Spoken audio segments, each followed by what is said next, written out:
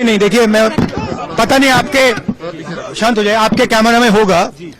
ये पार्लियामेंट की एंट्रेंस है, इसमें मैं अंदर जाने की कोशिश कर रहा था तो बीजेपी के एमपी जो थे वो मुझे ऐसे रोकने की कोशिश कर रहे थे, धकेल रहे थे और मुझे धमका रहे थे, तो वो हुआ है बस।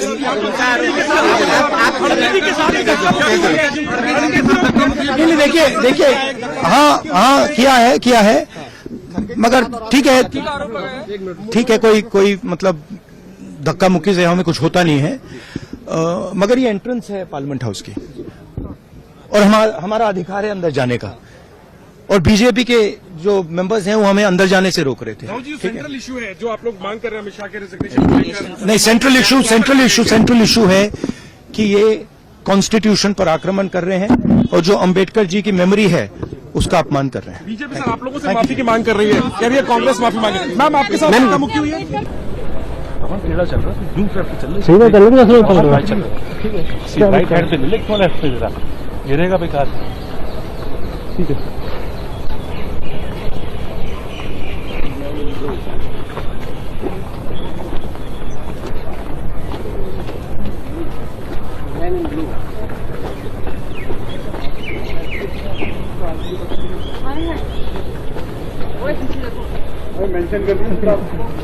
सर आप बीच में नहीं आओगे तो हम गैप दे देंगे, अगर आप बीच में रहोगे फिर हमें पीछे रहना पड़ेगा।